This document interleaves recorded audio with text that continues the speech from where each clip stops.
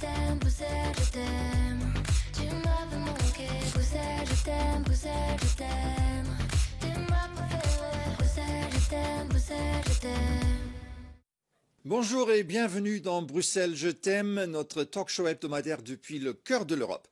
Dans Bruxelles Je t'aime, nous décortiquons tout ce que vous allez adorer ou détester à propos de la politique européenne.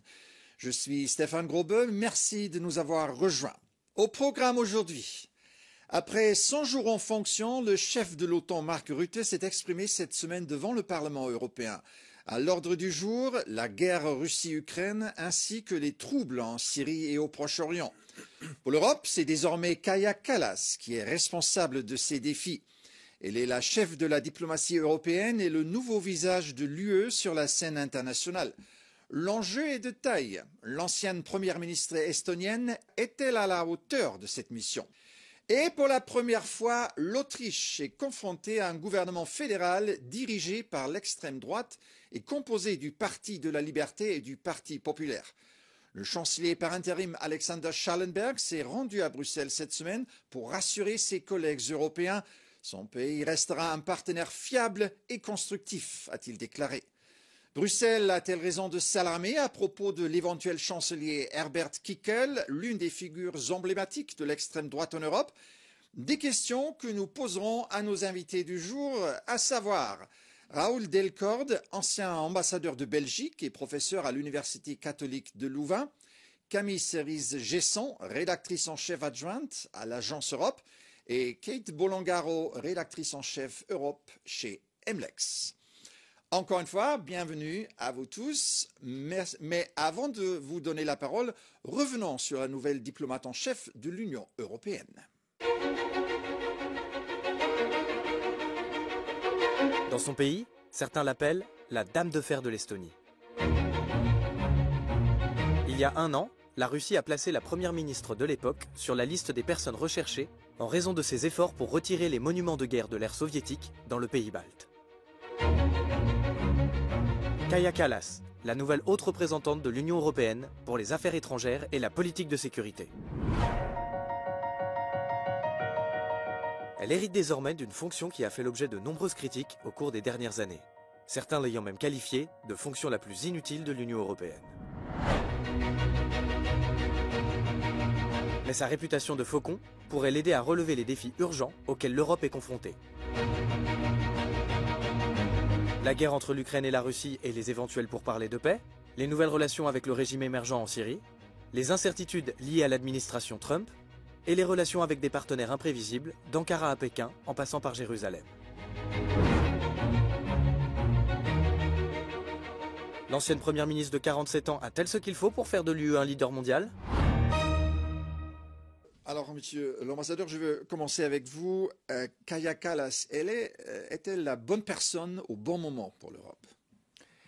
Elle a certainement beaucoup d'atouts, parce que venant d'un pays très proche de la ligne de front, très proche de la Russie et de l'Ukraine, connaissant bien la stratégie soviétique et aujourd'hui russe, elle fait entendre une voix qui a toute sa place aujourd'hui, alors que peut-être, vu de Bruxelles, de Paris ou de Rome, nous percevons moins bien la menace sur notre continent. Donc de ce point de vue-là, elle a des atouts. Mais encore faut-il voir comment elle va les utiliser, parce que comme le vient de l'expliquer la présentation, la politique étrangère de l'Union européenne a du mal à se faire entendre. Vous êtes d'accord avec... Oui, je partage tout à fait cette opinion, mais je mettrais quand même un petit bémol. Le problème de Kaja Kallas, c'est le fait qu'elle est estonienne aussi. Elle ne doit pas oublier qu'elle n'est plus première ministre estonienne, mais qu'elle est haute représentante. Et donc on va avoir des sujets comme le Proche-Orient, la Syrie, on va voir comment elle se positionne. J'ai été par exemple étonnée qu'elle n'aille pas en Syrie avec le ministre des Affaires étrangères français et le ministre des Affaires étrangères allemande. Elle aurait pu très bien se rendre, elle les a envoyés sur place, elle aurait pu se rendre avec eux pour montrer aussi qu'elle était là. Et il paraît qu'elle veut beaucoup déléguer au ministre, par exemple, des voyages au nom de l'Union européenne. Mais je pense qu'il faut qu'elle s'impose et qu'elle se montre sur place pour être vraiment plus importante et plus puissante.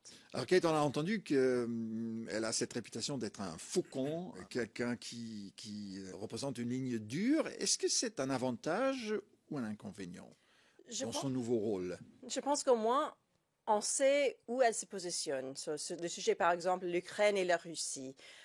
C'est vrai qu'elle est pas aujourd'hui la première ministre de l'Estonie. Elle représente l'Union européenne. Ça, il faut toujours penser à ça, mais quand même, nous avons une idée de sa position, et je pense que d'avoir une main forte dans ce monde qui est plus isolationniste et un peu plus protectionniste, c'est pas si mal d'avoir quelqu'un qui a des opinions et qui va battre pour ses opinions. Alors, vous avez évoqué ce point d'unité européenne. Comment estimez-vous cette unité? Elle existe? C'est compliqué. À ce point-là? C'est compliqué. L'Europe est déboussolée pour le moment, il faut bien le dire. Ouais. Elle est déboussolée parce qu'il y a la menace sécuritaire à l'Est, il y a un nouveau président américain imprévisible à l'Ouest, il y a au sein des démocraties européennes la montée du populisme, le problème migratoire, les problèmes de déclassement d'une partie de la population des classes moyennes à cause de la mondialisation.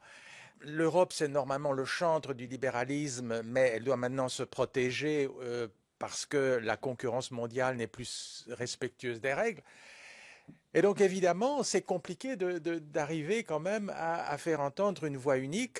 Alors, moi, je voudrais quand même dire d'emblée, vous savez, pour les auditeurs qui ne le savent pas, l'Union européenne aujourd'hui, c'est 141 ambassades dans le monde. Il y a donc un outil diplomatique, je peux en parler, je suis moi-même diplomate, et dans beaucoup de capitales mondiales. Cet outil fonctionne.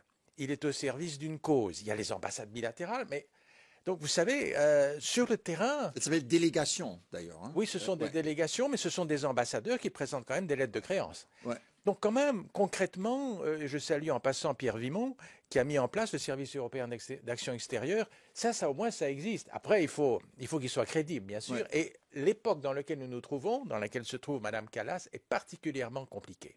Alors, quelle est sa marge de manœuvre? Elle est faible, honnêtement. Enfin, il y a autour de la table 27 États membres. Donc même si elle veut essayer de s'imposer, on l'a vu avec les hauts représentants précédents, c'est pas toujours évident. C'est-à-dire qu'elle peut dire on va faire ci, on va faire ça. En affaires étrangères, il faut l'unanimité. Donc si un État bloque, on l'a vu avec la Hongrie par exemple sur les questions de l'Ukraine, même si l'ancien haut représentant Josep Borrell a vraiment tout fait pour débloquer certains dossiers, par exemple la Facilité européenne pour la paix, donc pouvoir être remboursé d'équipements militaires qu'on envoie à l'Ukraine, si un État bloque, tout est bloqué. Donc le problème c'est de réussir d'avoir une main forte, comme disait Kate, tout en réussissant à négocier avec certains gouvernements pas forcément faciles à manœuvrer, pour arriver à des décisions concrètes. Et je pense que c'est ça qui fait, comme le disait votre reportage, que c'est un rôle très compliqué qu'on peut considérer comme inutile, parce qu'il faut vraiment réussir à avoir l'unité des 27, et en affaires étrangères, c'est très compliqué. Alors, rentrons un peu dans les détails. Kaja Kallas, elle a déclaré l'autre jour à Ramstein, en Allemagne, que l'Europe prendrait la tête du soutien à l'Ukraine si les États-Unis de Trump se retiraient de ce rôle. Son prédécesseur, Josep Borrell, en revanche, a toujours dit le contraire. L'Europe ne peut pas combler ce vide. Alors, est-ce que Kaja Kallas a déjà amorcé un nouveau chemin, une nouvelle politique face à l'Ukraine? Je pense que c'est au moins un changement de ton.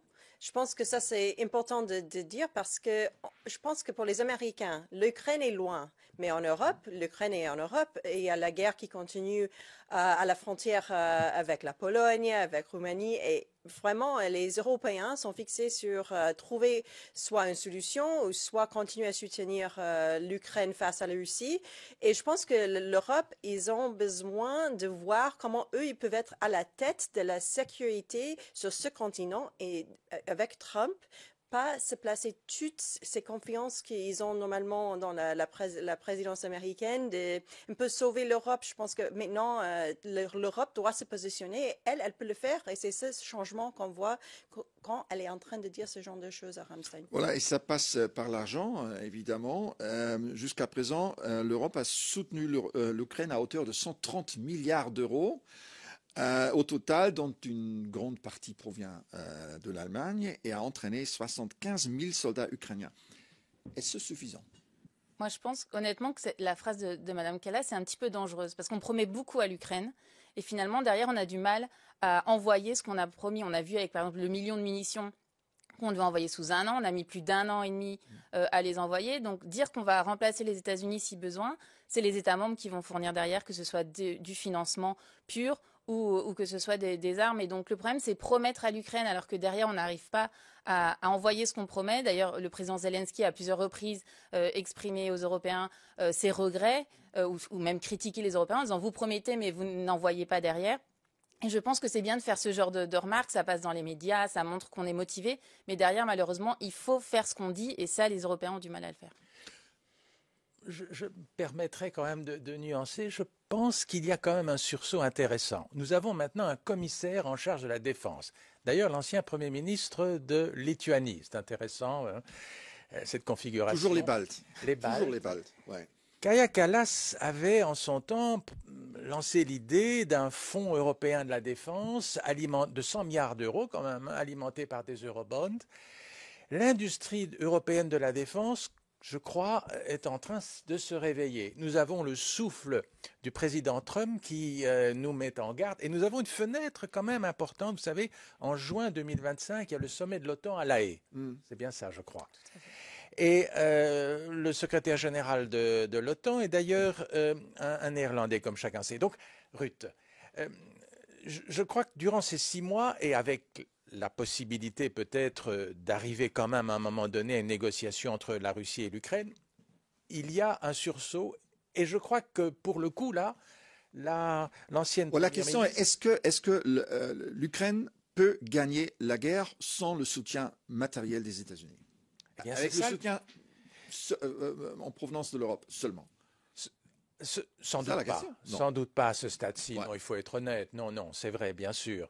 Je ne dis pas non plus qu'en un claquement de doigts, ça va se faire, ce réveil stratégique. Mais je me permets quand même de dire ceci. Nous sommes maintenant, jusqu'au mois de juin, sous présidence polonaise. Et le slogan de la présidence polonaise, Europe, sécurité, claque comme un slogan finalement.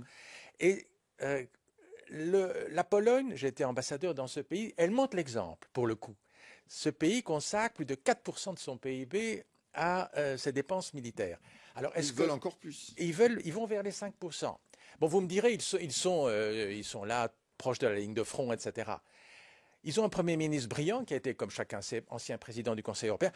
Je ne sais pas ce que mes collègues en pensent, mais je crois que ce sursaut, avec comment dirais-je, la guidance de la Pologne peut être utile, salvateur. Ok, je veux parler un peu de la situation militaire actuelle sur place et notamment sur la situation dans la région russe de Koursk, qui est en partie contrôlée par les troupes ukrainiennes. C'est d'autant plus intéressant que c'est là que les soldats nord-coréens ont été envoyés sur le front. Notre correspondante ukrainienne, Sacha Vakulina, s'exprime à ce sujet. Écoutez-la. North Korean troops have so far suffered 3,000 casualties in Russia's Kursk region. Les troupes nord-coréennes ont subi jusqu'à présent 3000 pertes dans la région russe de Koursk, qu'il s'agisse de tués ou de blessés, selon le service national de renseignement sud-coréen. Séoul a également confirmé les premières déclarations de Kiev concernant la capture de 2 soldats nord-coréens en tant que prisonniers de guerre. Il s'agit de la première déclaration depuis que la Corée du Nord est entrée dans la guerre de la Russie contre l'Ukraine à l'automne 2024. Alors que les forces ukrainiennes intensifient leur assaut dans la région russe de Koursk, les troupes russes redoublent d'efforts et progressent dans l'est de l'Ukraine à un rythme jamais atteint depuis les premiers jours de l'invasion, se rapprochant de la frontière administrative de la région ukrainienne de Donetsk, l'objectif de Moscou depuis la première invasion en 2014. Moscow's goal since the first invasion in 2014. Alors, les deux parties essaient-elles de créer des précédents avant le début d'éventuels pourparlers de paix? L'objectif est d'arriver en étant en position de puissance, de force, s'il y a des négociations. On le voit d'ailleurs à chaque fois, Mark Rutte, le secrétaire général de l'OTAN, dit il faut mettre l'Ukraine en position de force, donc lui donner plus de moyens militaires, entre autres. Donc on voit que l'Ukraine essaie de pousser en Russie et a frappé ces derniers jours aussi des cibles en Russie pour montrer qu'elle est capable de le faire. Évidemment, sur le terrain, la Russie qui envoie des centaines de milliers d'hommes, dont des Nord-Coréens, aussi essaye de mettre la pression pour avancer au maximum. Et qu'est cette attaque contre la région Koursk de la part des Ukrainiens? Est-ce judicieux au plan militaire, politique, ou c'était... Moi, je pense les deux côtés, ils veulent arriver jusqu'au moment que le président Trump décide qu'il veut trouver un accord, parce que je pense qu'il va avoir beaucoup de pression sur lui et sur son équipe de vraiment... arrêter de financer déjà et sinon de mettre fin à cette guerre. Et tout le monde sait qu'il y a quand même des questions par quel côté elle va tomber. Et du coup, je pense que tous les gains que l'Ukraine et la Russie peuvent faire avant que Trump se focalise sur ça, c'est très important parce que c'est avec, par exemple, Kursk que l'Ukraine pourrait dire à la Russie, nous avons pris cette région-là, qu'est-ce que vous allez nous donner pour que nous, on quitte cette région? Et ça va être très important niveau négociation. Alors, Mark Rutte, le nouveau secrétaire général de l'OTAN, on l'a déjà évoqué. Il a dit quelque chose d'intéressant cette semaine. Il était au Parlement européen pour la première fois en tant que secrétaire général. Et il a dit que l'Europe se trouvait entre la guerre et la paix. C'est la même chose que le Premier ministre suédois a dit. Partagez-vous ce point de vue ou est-ce une bonne façon de décrire la situation? Si l'idée est d'aboutir à une Europe géopolitique véritablement, c'est-à-dire une Europe qui est capable à terme de se défendre, on ne parle plus beaucoup d'autonomie stratégique ces temps-ci, et je crois que pour le coup, Madame Kallas est très dans la ligne américaine que la sécurité du continent européen doit être maintenant et longtemps encore assurée par les États-Unis. Mais il y a heureusement d'autres voix qui se font entendre et je crois que le secrétaire général de l'OTAN serait tout à fait favorable à ce fameux pilier européen au sein de l'OTAN. Parce que ça reprend ce que vous disiez précédemment. À partir du moment où nous avons une industrie de défense autonome, nous avons des capacités et dès lors, effectivement, nous sommes capables de décider de notre propre sécurité et de ne pas la faire dépendre de l'allié américain. Je crois que c'est ça l'idée. Alors, une autre question de sécurité est la Syrie et la politique syrienne de l'Europe. Le président Bachar al-Assad a été renversé après 13 ans.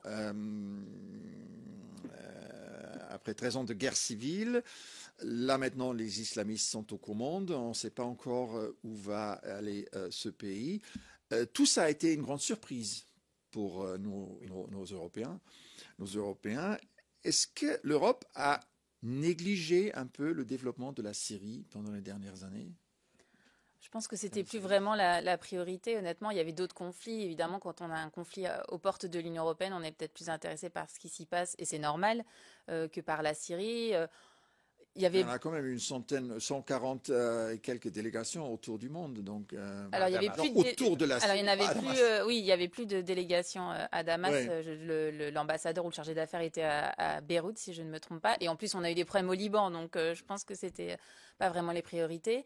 Je pense qu'on a tous été un peu étonnés par ce qui se passait en Syrie, mais que l'Union européenne gardait quand même un œil. On a des sanctions contre la Syrie, on a un certain nombre de réfugiés syriens aussi dans l'Union européenne, ce qui fait qu'un certain nombre d'États membres s'intéressaient aussi de la situation sur place pour savoir si ces réfugiés resteraient dans l'Union européenne ou partiraient. Ouais. On a aussi les Syriens dans les pays voisins de la Syrie. On a des accords migratoires avec la Turquie, par exemple. On voit la situation au Liban et en Jordanie de ces réfugiés. Donc l'Union européenne peut-être ne regardait pas directement ce qui se passait en Syrie, mais toutes les conséquences de la guerre en Syrie autour. Mais c'est vrai je pense que même au sein de l'Union européenne et des diplomaties, on ne s'attendait pas forcément à une chute aussi rapide de Bachar el-Assad. Ouais, vous avez bien dit, sanctions et réfugiés, deux grands sujets là, à présent. Qu'est-ce qui devrait se passer maintenant? Je pense que l'Union européenne, ils ont besoin d'apprendre des leçons de l'Afghanistan. En fait, tout ce qui s'est passé avec le Taliban et qu'ils ont discuté, promettait beaucoup de choses pour plus avoir de sanctions, pour respecter le droit des femmes, le droit des minorités, tout ça, on est tous amis, mais en fait, il faut quand même rester prudent et voir comment ça va se passer. Par exemple, quand Annalena Baerbock, la ministre allemande qui était là, et le chef d'État syrien, il ne voulait pas le serrer la main. Oui. C'est quand même un indicateur, pour moi, il faut quand même faut être prudent. Oui, oui. L'une des questions centrales est la poursuite du séjour des réfugiés syriens en Europe. Nous en avons parlé avec un Syrien qui a fui en Belgique il y a quelques années et qui tient un restaurant à Bruxelles. Écoutez-le. C'était le moment que nous attendions depuis 14 ans. Cela n'a pas été facile. Ces 13 années ont été marquées par beaucoup de douleurs, beaucoup de souffrances pour le peuple syrien.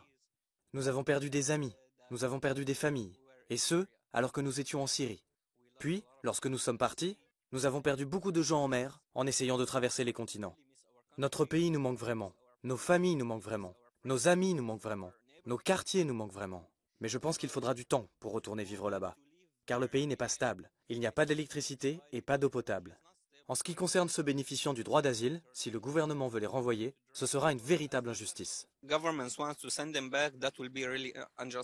Alors une véritable injustice, monsieur l'ambassadeur, vous êtes d'accord avec ça? Une véritable injustice, non, je ne crois pas. Mais évidemment, le chantier est énorme, la reconstruction du pays compliquée, c'est un État mosaïque. Il faut que les Kurdes, en l'occurrence, qui ont été très courageux, souvenez-vous, ils se sont battus contre Daesh, puissent avoir également voix au chapitre.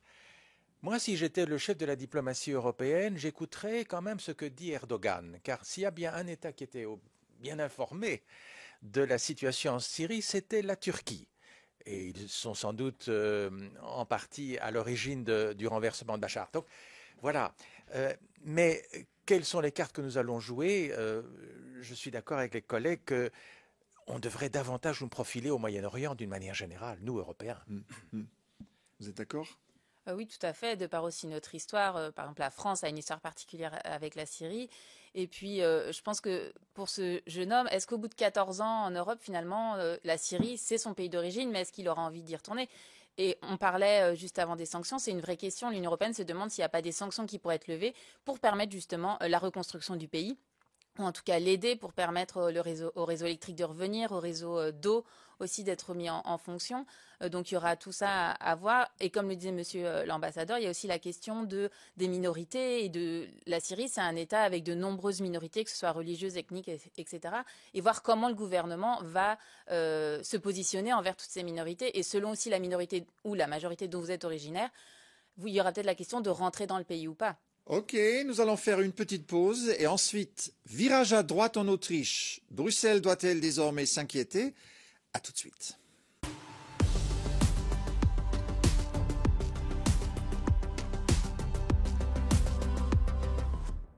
De retour sur le plateau de Bruxelles, je t'aime, avec nos invités Raoul Delcorde, Camille Cerise-Gesson et Kate Bolongaro.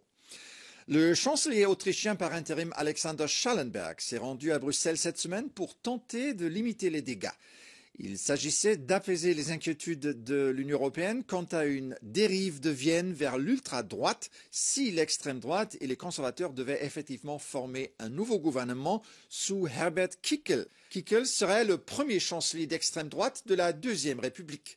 Mais selon Schallenberg, il y aura une coalition et celle-ci imposera déjà des limites à Herbert Kickl. Alors, Schallenberg a-t-il raison? Cette inquiétude bruxelloise est-elle exagérée? Schallenberg lui-même a déjà déclaré qu'il ne veut pas rentrer dans un cabinet Kickl. Donc, qu'est-ce que vous en pensez, Kate? Moi, je pense que c'est une tendance que nous voyons en Europe depuis un certain nombre d'années, déjà avec Giorgia Meloni en Italie, en coalition avec les conservateurs, mais aussi la Liga, aussi Geert Wilders aux Pays-Bas en 2023. Je pense que c'est quand même une forte tendance et que Bruxelles a besoin de voir comment ça va se passer et comment ça va faire un enjeu dans la politique européenne et le Parlement européen aussi. C'est intéressant à voir. Est-ce que le fameux cordon sanitaire qui existe depuis belle lurette en Europe est obsolète à ce point-là? Oui, je pense. On l'a vu lors des dernières élections. De toute façon, les Européens votent de plus en plus à droite, en extrême droite. Je veux dire, quand vous avez l'extrême droite en Autriche qui fait 29% des voix, on ne peut pas juste dire on fait un cordon sanitaire et on oublie. Par exemple, en Belgique francophone, il y a cette histoire de cordon sanitaire dans les médias, par exemple. On le voit au niveau européen, c'est quelque chose qui n'est plus possible à faire, de mettre un cordon sanitaire autour des partis politiques d'extrême droite, car ils ont une importance dans de nombreux pays, même dans des pays où ils ne sont pas au pouvoir. En France, par exemple, le Rassemblement national est extrêmement puissant, même s'il n'est pas au gouvernement. Donc on ne peut plus, malheureusement, j'ai envie de dire, faire comme s'ils n'existaient pas, car ils existent, ils sont importants. Et puis je pense que l'Autriche est aussi un peu symbolique. On connaît l'histoire de l'Autriche.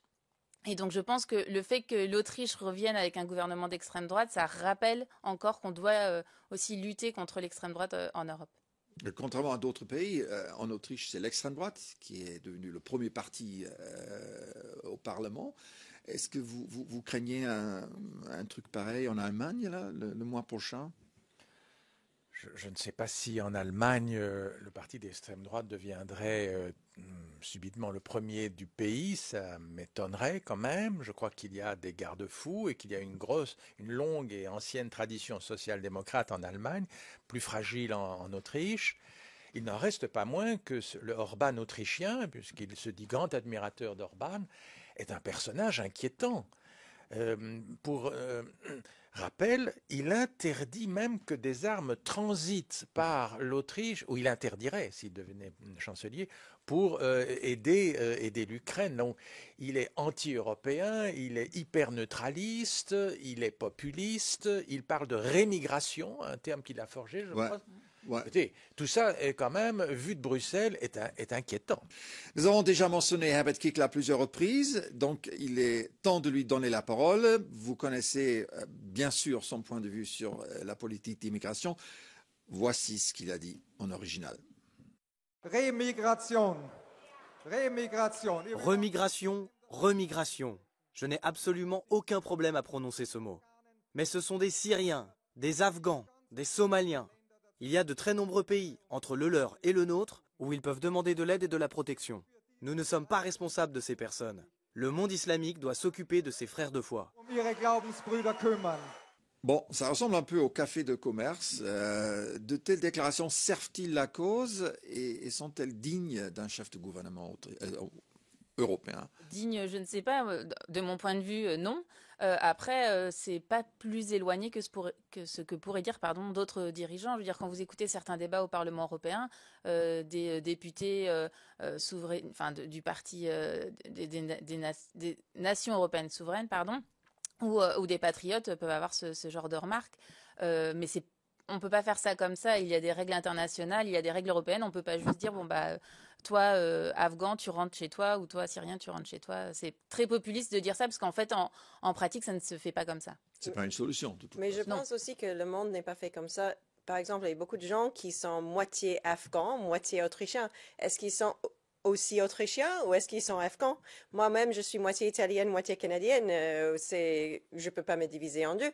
Et je crois qu'il y a beaucoup de gens qui ont ces identités, qui sont mélangées, qui ont plusieurs religions, plusieurs foi, plusieurs identités. Et c'est vraiment le monde moderne. On peut pas se diviser comme ça. Même avant, c'était une mythe qui était construite. Mais je crois que vraiment dans nos jours, il y a beaucoup de gens qui ont beaucoup d'origines différentes, qui ont des foi différentes. Et on peut pas juste dire, vous êtes ici, moi je suis ici, et vous rentrez, et moi je reste ici. S'il n'y a pas un nouveau gouvernement d'extrême droite, il y aura de nouvelles élections. Et selon les derniers sondages, le parti d'extrême droite progresserait encore de manière spectaculaire. Alors la question est comment expliquer cela? Les citoyens sont-ils vraiment si furieux et pourquoi?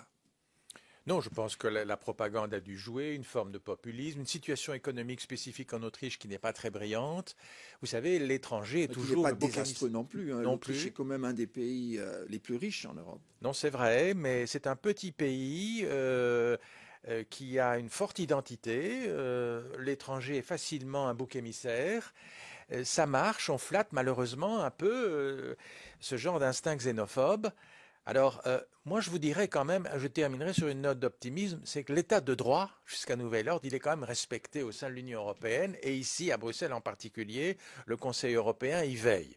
Donc, je crois qu'il y aura des rappels à l'ordre, et le cas échéant, peut-être des sanctions si l'Autriche se démarque trop des directives européennes en la matière, notamment pour ce qui est des étrangers. On a donc la Hongrie, la Slovaquie, la Croatie, l'Italie, les Pays-Bas, maintenant l'Autriche. Qu'est-ce qui va changer au Conseil européen?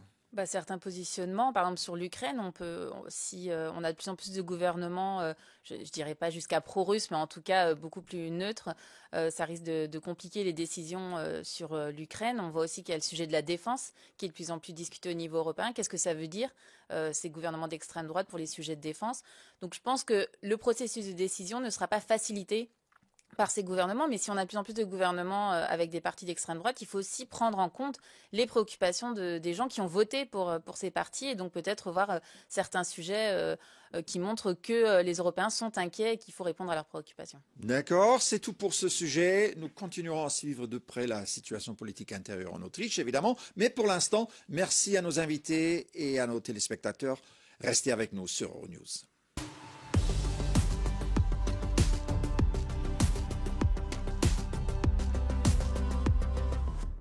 Nous Voilà, de retour sur le plateau de Bruxelles, je t'aime. Merci de nous avoir rejoints. Mes invités sont Raoul Delcorde, ancien ambassadeur de Belgique et professeur à l'Université catholique de Louvain, Camille Cerise-Gesson, rédactrice en chef adjointe à l'Agence Europe, et Kate Bolongaro, rédactrice en chef Europe chez MLEX.